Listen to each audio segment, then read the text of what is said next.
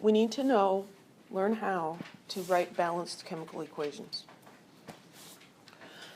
So here are the steps, and then we'll go through several examples. The first thing is to write a skeletal equation. And just like a skeleton is just the bones of a person, right? Without the muscles and the skin and hair and all of that. This is the skeleton. It's not the complete thing, but it's a starting place. We need the correct chemical formulas for the reactants and the products. This is a critical step. If your formulas are wrong, then the whole thing's going to be wrong. You may need to review Chapter 5 for nomenclature rules and getting correct formulas. Then we start to balance it. And this is a method called balancing by inspection. And there's not one perfect way I can tell you that's going to work the best for all equations. So I'm just giving you some guidelines here.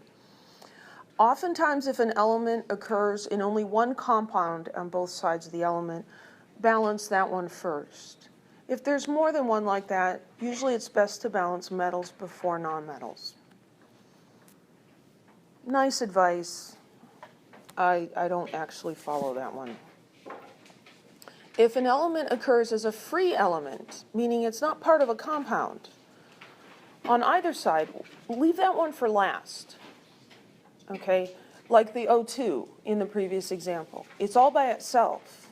You can fix that one at the end without messing up all the others. And then if you end up with any fractions in your coefficients, you need to get rid of those. Multiplying the entire equation by an appropriate factor. Now, many Chem 3A students they don't like fractions very much, and so I will show you how we can avoid getting into fractions in the chemical equations. The last thing is always double check, because sometimes you get working through and you overlook something. So always check your work at the end, make sure you've got the correct number of each atom on each side. And very important, you do change the coefficients. That's how you balance the chemical equation. You put the large numbers in front of the formulas. Do not change the subscripts. It can be really tempting, but don't do it. It's always wrong. So let's do some examples. These examples are more difficult than what you'll see on an exam. On an exam, I will give you the skeleton equation and ask you to balance it. But here we're going to get a little review of nomenclature and writing formulas as well. So write a balanced chemical equation for the reaction between solid chromium 3 oxide and solid carbon to produce solid chromium and carbon dioxide gas. So this is describing a chemical reaction in a sentence. We need to translate this into a chemical equation. So some words that are kind of important here. The word "and" is equivalent to the plus sign. So we've got the chromium 3 oxide and solid carbon. So this plus this. To produce, that's the arrow. So we've got solid chromium 3 oxide and plus solid carbon, and they produce solid chromium and carbon dioxide gas. So chromium 3 oxide. Well, before I can write that, I need to write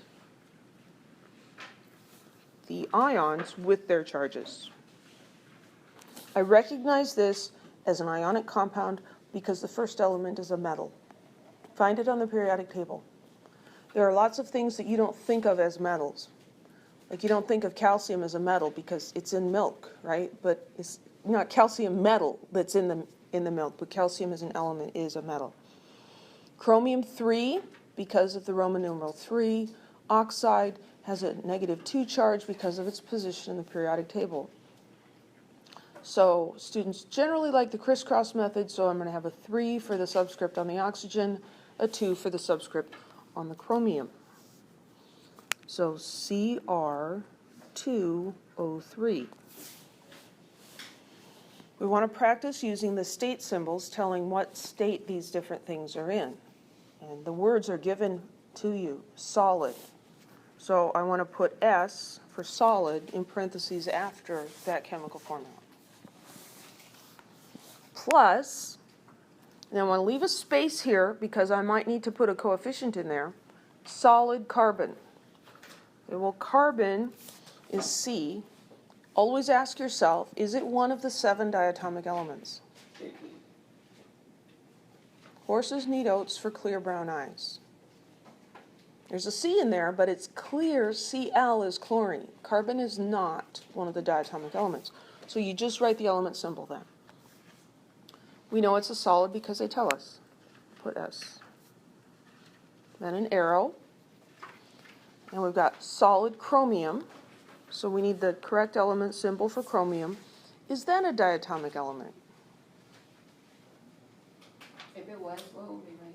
If it was, you'd write Cr2. Chromium's a metal. None of the diatomic elements are metals. So we don't have to worry about that too much. So just Cr, and that's a solid. We write it as Cr because this is one of those atomic elements where the individual particles are found as atoms, not molecules. So solid chromium, and then carbon dioxide gas. What kind of a compound is carbon dioxide? Ionic, acid, or molecular? Molecular. How do we know that? It's 2 nonmetals, carbon and oxygen, and then this prefix di is also a clue because only the molecular compounds use those. Do elements only act in ionic bonds? No. There be like an O with a 3 substrate, not a multiple of 2. The diatomic elements are diatomic only when they're all by themselves. So if they're combined with another compound, another element in a compound like Cr2O3, the whole diatomic business is off the table. We don't need to think about it. The way I remember it, and I think is a good way for students, is oxygen atoms don't like to be alone. Here the oxygens are not alone. They're with other oxygens and they're with chromium. They're in this group, so they're fine. If we have oxygen, like when the methane reacted with oxygen in the air, oxygen atoms don't like to be alone, so it's going to be O2. It's always a 2 because diatomic means 2 atoms. So carbon dioxide, the lack of a prefix on carbon tells us there's only 1. The other element is oxygen, and the prefix 2, prefix di tells us there's 2, and this is a gas. Make sure that that's a capital O, otherwise it looks like cobalt. Okay, so there's the skeleton. This would be given to you for an exam. Now we have to kind of look at it and see what's going on. So this carbon is by an element by itself, so leave that one for last.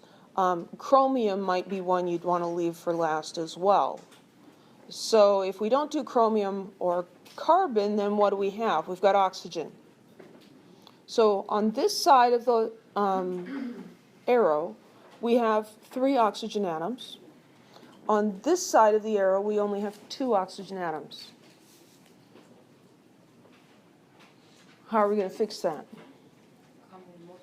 Common multiple. Least common multiple of 3 and 2 is 6. So if I put 3 CO2s, that'll give me 6 oxygen atoms. What do I need to multiply this by then? 2. So if I've got 2 of these, then I've got 6 oxygens. Is everybody okay with that? So now I've got 6 oxygens on each side. Okay, now let's look at the chromium.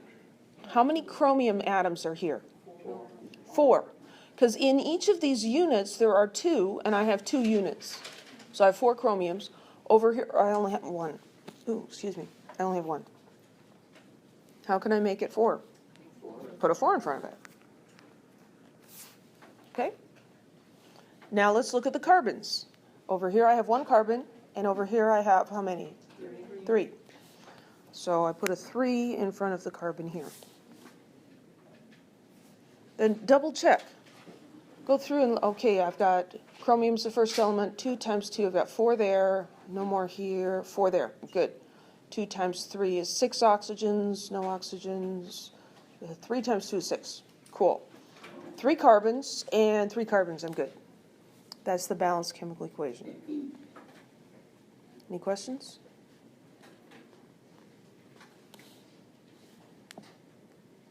Let's do another one. Write a balanced equation for the combustion reaction of gaseous C4H10 and gaseous oxygen to form gaseous carbon dioxide and gaseous water. So a lot of gas going on there. So CH4, I'm sorry, I don't know where that came from, C4H10 and oxygen. Those are our reactants. So C4H10, I'm going to use G as my state symbol because I'm told it's a gas. That's reacting with oxygen. Is oxygen a diatomic element? Yes, it is. So the formula for it is O2. And that's also a gas. To form, okay, we've already talked about the formula for carbon dioxide. CO2, also a gas. And water, we should know the formula for water, H2O, and we're told it's a gas too. Everybody okay? So I'm going to show you a method I call, well, what do I call it? I'm going to call it the inventory method. Some equations are more difficult than others to balance. And so if you're running into trouble, try this. So draw a line through the arrow to just visually separate the left side from the right side. We need to make both sides equal.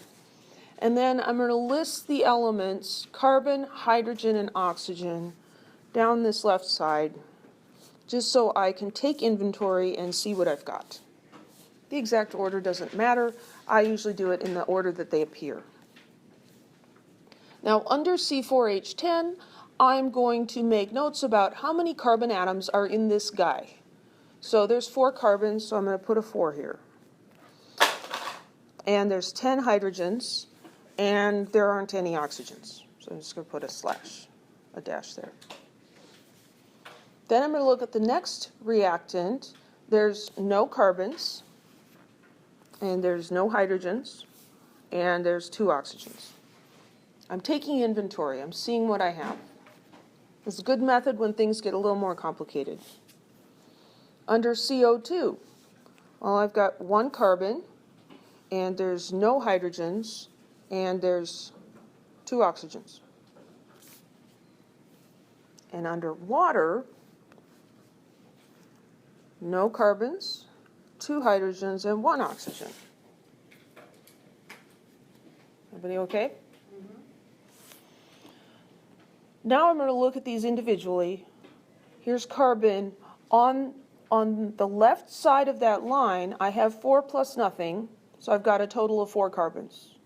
On the right side, I have 1 plus nothing. I have 1 carbon. So I need to fix that, right? So I'm going to put a 4 in front of CO2. That changes the number of carbons there to 4. It also changes the oxygens, doesn't it? So now instead of 2 oxygens, I've got 8. Because I have 4 of these units, and each unit has 2. So now I've got 4 carbons on the left and 4 carbons on the right. That one's done. Yes?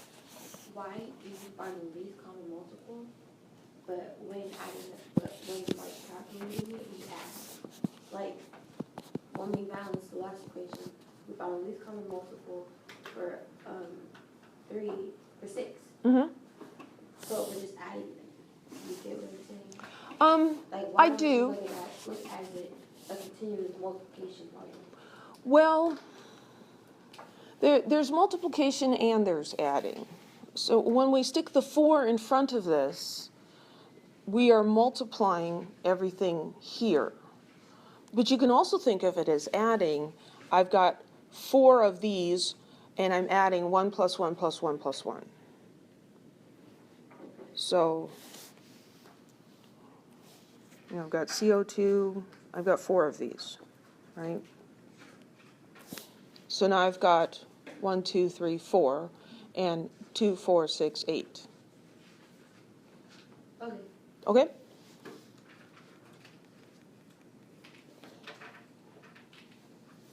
Let's look at hydrogen. I have 10 in this molecule and none here. Over here, this one doesn't have any, this one's got 2. How do I make 2 into 10? Multiply by 5. So I'm going to put a 5 here. Then I'm going to adjust everything that's affected by my putting a 5 there. Because that changes the 2 to a 10, because if I have 5 of these units, and each unit has 2 hydrogens, I now have 10 hydrogens. That also affects the number of oxygens, and so now I have 5 oxygens. Okay? Wait, why didn't you add? Well, what do you think I should add? Oxygen? Because you added the 4 and the 2 for oxygen. Well, I haven't done anything with the oxygen yet. I'm just looking at the implications of making there be 5 water molecules. Because if I have 5 water molecules, I don't have 1 oxygen anymore. I've got 5. Okay. Okay? So my hydrogens are balanced, my carbons are balanced, and now I get to the oxygen. Oxygen is an element by itself here, and so that's why it's good to leave for last. Because if I put a coefficient on O2, it's not going to affect or mess up what I did balancing the carbon and hydrogen. If you leave carbon or hydrogen for last, you can get into this vicious cycle where you don't have enough of the other thing, and so you need to make more, and it goes back and forth. So on the left side, I only have 2 oxygens, and on the right side, I have 8 from this group and 5. 8 plus 5 is 13. So I've got a total of 13 over here. How do I get 13 on the left side? They come in pairs. They won't let you buy 13 shoes at the shoe store. This is what I call the odd-even problem. These are coming in pairs. This is going to be an even number of oxygens, but I need an odd number over here. What happens when you double an odd number? It becomes even. So let's get rid of the odd number by doubling it. So if I double this, if I change the 5 to a 10, so I'm going to make this a 10. What does that do to these underneath? It doubles them as well, right? So now I've got 20 hydrogens and 10 oxygens. So if I changed this hydrogen by doubling it, that's going to mess up the balance of the hydrogen. So I better also double this one over here. So I'm going to double that, and that will fix my hydrogens, because now instead of 10 hydrogens, I've got 20 hydrogens, and those are going to match up. Putting the 2 there also affects the number of carbons, changes that to 8. So I've reestablished balance with my hydrogens, but my carbons are out of whack. So this other one where I was working, I also need to double that. We're just going to double everything. And so that's going to change this 4 to an 8, and this 8 to 16.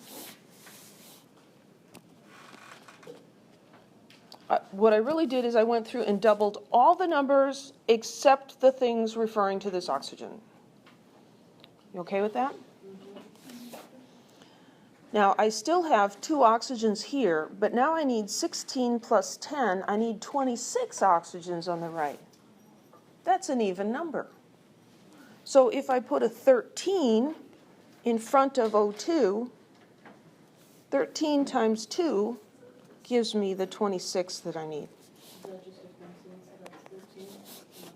No, it's not a coincidence. So you could do this using fractions. So I'll briefly tell you what that would look like. So if you looked at this 13 and said, well, I need 13 oxygens, there's a fraction you can multiply by 2 to get 13. 13 halves, 13 over 2. So you could balance this using 13 over 2, but then you have to go through and multiply by everything by 2 to get rid of the fraction. So you'll end up in the same place. So if you like fractions, go ahead and use them, but then clear them out at the end. Any questions?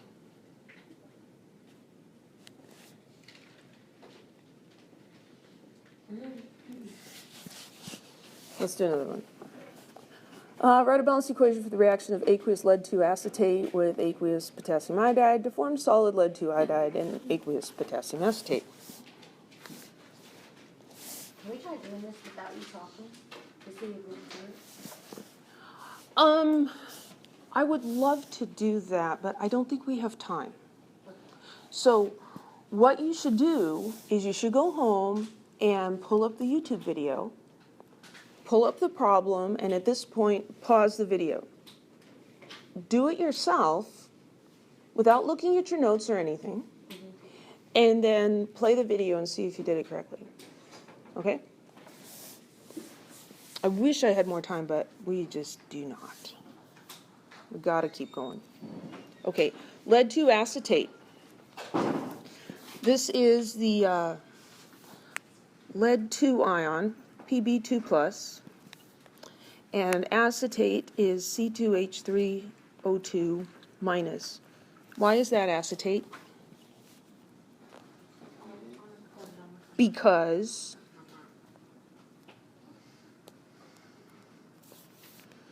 so we needed 2 there. Here we're told it's aqueous, so the symbol is AQ. Try not to run out of room, but I started over too far. Reacting with aqueous potassium iodide. So potassium is K+, iodide is I-, and so I just need one of each of those. That's also aqueous. To form solid lead-2 iodide. So the ions are Pb2+ and I-. I look at the charges to figure out the formula. And that's a solid because they told me it was. And aqueous potassium acetate, which I ran out of room for, darn it, C2H3O2 aqueous. That's the potassium ion with the acetate ion, a positive and a negative, and so we just need one of each. There's the skeleton. Lots of letters in here. So the guidelines that your book gives you are all very nice and well. I find that most of the time in Chem 3A, if you start with the first element, things work out pretty well. So let's just start with the first element. So here's lead. How many lead atoms? 1. And on the other side, how many? 1. Awesome. Don't need to do anything. Now this one. This is a polyatomic ion, acetate ion. And in the product, there is also acetate ion. It switched who it was with. Now it's with potassium instead of being with lead, but it didn't actually come apart at all. That happens a lot with polyatomic ions. So you can balance them as a unit if you like, or you can look at the individual elements separately. You can look at the carbon and the hydrogen and the oxygen. I'm going to balance it as a unit. So I have 2 acetate ions in this formula. Over here, I only have 1 acetate ion. So I need to put a 2 in front of the formula for potassium acetate. Did that mess up the leads? No? Because there isn't any lead in this one. Right? Okay, so we got that and we got this. And see, if you're looking at individual carbons, I've got 4 carbons here, and by putting the 2 here, now I've got 4 carbons. It does the same thing as looking at them individually. How many Ks do I have on the left side? 1. And how many on the right side? 2. Okay, so I need to put a 2 in front of this. And that's going to affect the K and the I, but it's not going to affect anything that I fixed already, like the potassium or the acetate. Bless you. So we got K is okay, and K is okay. I, we've got 2 I, right, iodines. And over here in this formula, we have 2 iodines. So awesome, we're done. Go back and check. Because sometimes you change something and you overlook that it impacted something else. So go back and check that, yeah, this is one of those, and 4 carbons, and 6 hydrogens, 2 times 3, and 4 oxygens there, and 2 times 2 is 4 oxygens, 2 Ks, and 2 Is. Any questions?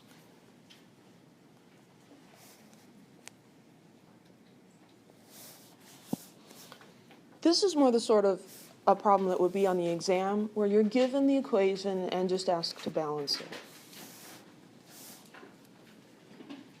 So let's try just start with the first element method. On the left side of the arrow, I have how many hydrogens? 1. On the right side of the arrow, how many hydrogens? 2. Okay, so how do I fix that? Put a 2 in front of HCl. That is an L for liquid. Yeah, good question. Okay, so we got the hydrogens. Let's look at chlorine. How many chlorines on the left side? 2. How many on the right side? Sweet. Oxygens. How many oxygens here? And how many on the right side? 1. Okay. Well, I'm going to have to put a 2 there, so I can get 2 oxygens and 2 oxygens. But what did that change? It changed the hydrogens. Now I've got 4 hydrogens. So what do? I need to go back over here. That 2 isn't going to work. I need it to be a 4. 4 hydrogens, 4 hydrogens. But what did that mess up? Mess up the chlorine. You're like, oh man. Keep going. So 4 chlorines. Oh, look, here's chlorine by itself. We can put 2, and we can stop. Whew. It goes back and forth, or you can think of it as going around in circles. If you find yourself going around and around, like if I kept going and had to change this again, and I was changing this, then I'd say, you know what? Maybe I should start over.